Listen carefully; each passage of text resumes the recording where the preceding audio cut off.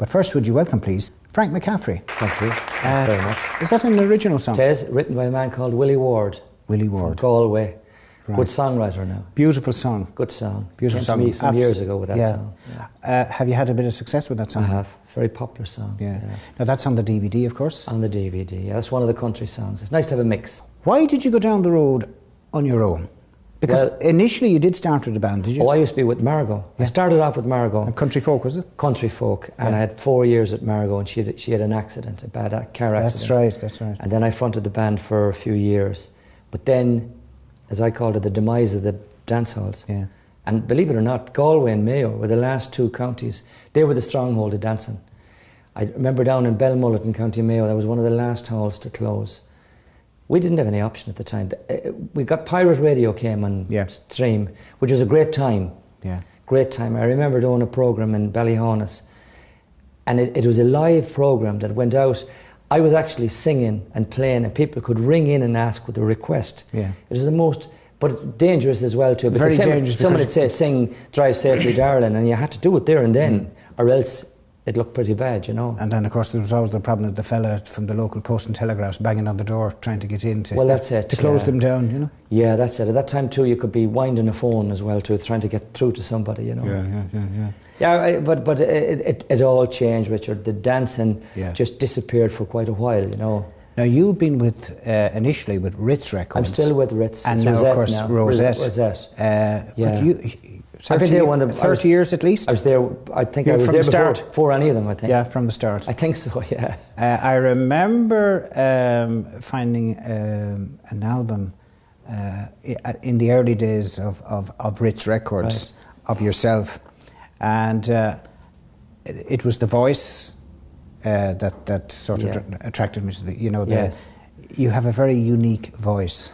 You're very different to a lot of artists. Well, lucky enough, that's it. Yeah, it's, you know, we're very lucky to have a... And of course, 30 odd years later, you're still with them. Well, I'm still with them, yeah. So how often would you release an album on the label then? Well, not as often as everybody else, really. I'm going to record an album again now in January. I'll have that ready for the middle of the year. Every couple of years, maybe 2 years, maybe. But you have many successful albums, haven't you? Oh, I have. The albums are... Well, I put a lot of effort into an album. Can you remember how many you have at the moment? Well, I have 5 or 6 albums done now. At least. A couple of 3 DVDs. But I would spend a lot of time recording an album. I think it's very important. Yeah. You know. And where do you find your material? Everywhere. I gather people bring because stuff. There's a lot of the albums which you do, the songs are very, very different to what everybody else is doing. Well, and I suppose that's probably the secret of your success, really, is it? It's not great if you want to get into the mainstream of the business. We'll say, for instance, like a Galway Girl song now is Flying for Dancers, okay. And it's been... But I mean, and that's grand for a band if you have a band and you want to be catering for the dancing. Yeah. But I was always lucky. I didn't have to do that. Yeah. So I could take a song, you know, I could take like, And I Still Love You. Yeah. I mean, that was kind of country. There was another song that we had, Moonlight Bay, and it was a country song. And when I got it, I thought, well, the Mavericks were going well, and I play brass, so I was able to go into the studio and say to the lads, we'll change it. There's a nice touch to that song. Well, that's it. I mean, it's just something different, and it's my own as well, then it's done. But you're lucky too. I mean, but you're very lucky, you can play for dances and concerts. Yes, I've done it all. I've done all that sort of thing. I open and close venues. That's very important, you know. Right, even now. Even now, available for all occasions. Yeah. But you know, through the years you have to adapt. In our business, you know, you've got to go in, and I might be doing an anniversary, a private anniversary thing, and I'd be over here in this country a lot now, but brought over doing that sort of thing, you know. And then I do all the tours for James McCaffrey and all the different Enjoy Travel, whatever, you know. Yeah. It's great. It's great. So it's a great life on the road, is it? Is it a lonely life, It's Frank? a hard life. And the driving, I have to say, maybe it's my age now, you get to a stage where the motorway is a bit of a flipping... I don't mind at night time. When I finish the gig, I'll drive anywhere. Tell me about the new album now you're going to Well, the new album is... I have a few songs. I have a couple of... I wrote a few songs over the years. And I'm lucky because I usually try and put a trumpet solo on. Yeah. Oh My Papa was on one. Of course, so I have, through the fan club here, some of the people have been on to me about different tunes and... You know, so I think I'll have to put Il Silenzio on the next one now. Right. I'm running out of trumpets, you know. Yeah. But it's good. I just work along with it as things are happening, and you know, a song comes up, you hear a nice song, and think, well, okay, will that suit, and do it my own way. Yeah. You know? But I mean, you must be working at least 5 nights a week, are you? Yeah, I would, and I'm busy at home as well. Yes, so, I'm saying. Yeah, but it's lucky. But then I can take a break if you want to do. Yeah, it's grand now. I'll take January this year off now. Now, originally you started off as a school teacher, Frank. Didn't you? I did not know. Did you? But I've been branded as a school teacher. I'll tell you why that is. Where did that come from? I'll tell you where it came from. I'd be sort of liable to tell a few stories during the night, and I usually read out little bits and tell the odd joke. We all have to do that. But sometimes I'd say, well, I feel like a school teacher up here. You know, when you're on a high stage, looking down at an audience.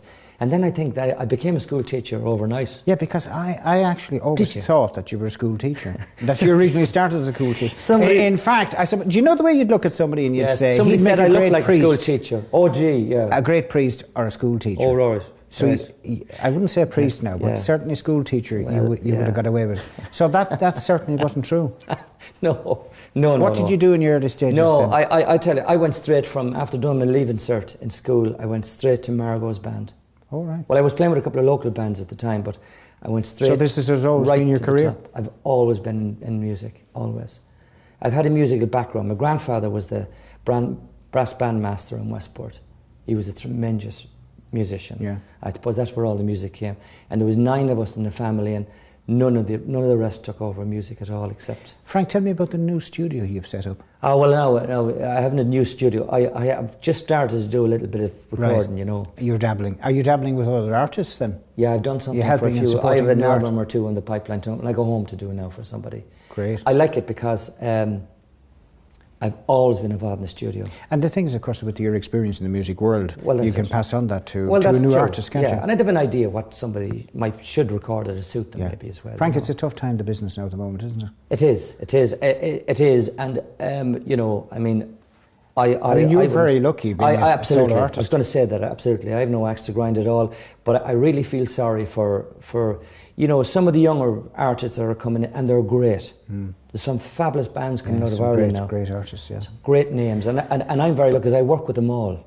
It does make me wonder how long these people are going to survive in the present situation. But like the bands are very resilient people now. All through the years, it's you know, I mean, we've seen it in our business, and in fact, even, I mean, part of my success, even in Ireland or here, it's all people of my era, if you like, that have come through the business with me. Yeah. In different ways. You know, you're here doing the interview. I mean, you're in the business as well. It's the same thing. And they're still at it. I mean, you look at Brendan Shine. Brendan. I'm working with Brendan in Birmingham, and it's sold out. Yeah. We have a concert. Fantastic. Margo, I've done a concert with Margo in July and in August in Castlebar. You know, Philomena Begley. Yes. Brian Cole. Yeah, but they're great artists now. Oh, yeah. But they're very good artists. But it just goes to show you they've stood the time. They have, but they take their business serious. Oh, yeah. They've worked very hard, of course. They do. And I mean, if anybody has done an apprenticeship, those people have. Oh, absolutely, yeah. I mean, I remember coming on concert tours for Ritz, and if somebody sent in a letter complaining about something that I had done or whatever, I'll give you an instance, exactly what happened one night. I was doing a concert somewhere down in Lincoln, and some friends of mine came in, and they must have approached me while we were on the merchandising stand, and I went talking to them, but I must have turned away from somebody else. Yeah. And they wrote into Ritz. Quite easily done. Absolutely, but I was handed the letter. Right. And they're right in Ritz. That's the reason the Ritz label was as good as it is, and is as good as it is. You have to give it to them. Rosehead Records now. Absolutely. Fantastic. Absolutely. And if there's a complaint, and I was said, you deal with that, Frank, and I had to write to the person, and rightly so. That's what it's all about. But Rosehead Records, that is why they have stood the time again. Absolutely. Quality products, quality artists. Yeah, nothing spared. Yeah. Anything they put out is top quality. That bit of effort should be put into recording an album, I think.